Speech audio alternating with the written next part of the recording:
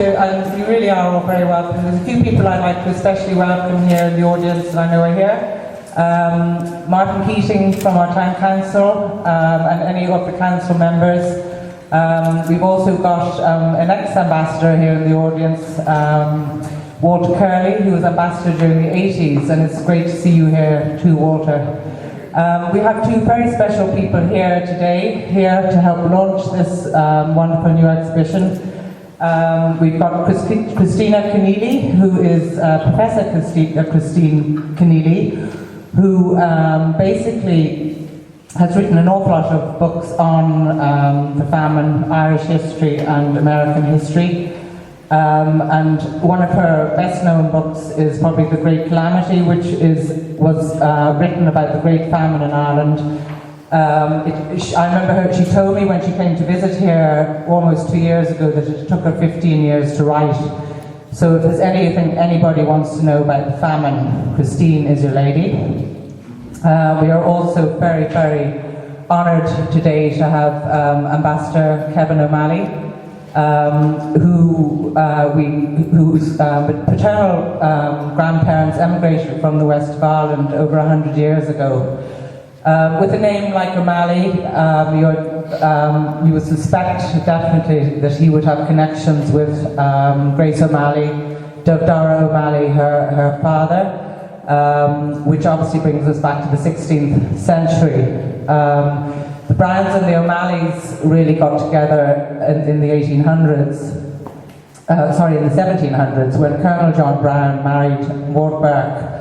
Maud Burke being a great-great-granddaughter of Grace O'Malley. So, more than likely, Ambassador Kevin O'Malley, we are cousins. Mind you, in the end, everyone in Ireland is cousins, or there are cousins, you know.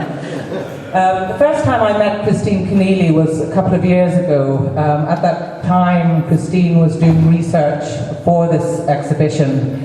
They'd Quinnipiac University had bought 100 letters, which were all written by Hester Catherine, the third Marchioness of Sligo here. And they were all written during a period of the famine between the years of 1845 right through to later on, even after the famine ended in 1852. Straight away, I became conscious that this exhibition really did have to come to Westport.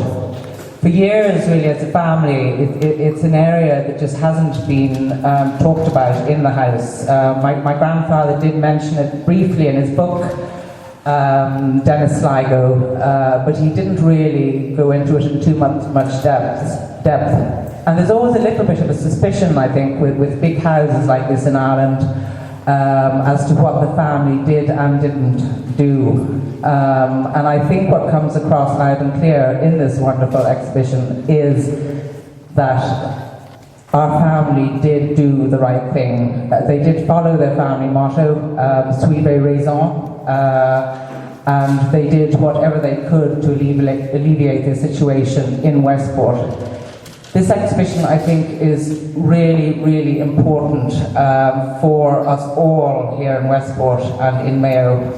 It's a very, very important part of our history, and this will show you just how the family did connect with what was going on locally and were very involved from the beginning.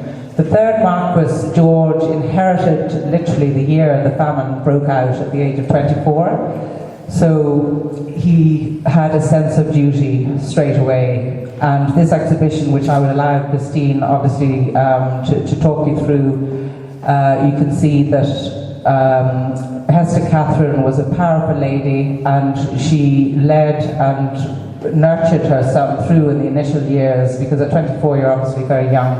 And really, they did do their best to alleviate the situation. So I would like to welcome Christine now to tell you a little bit about this wonderful exhibition.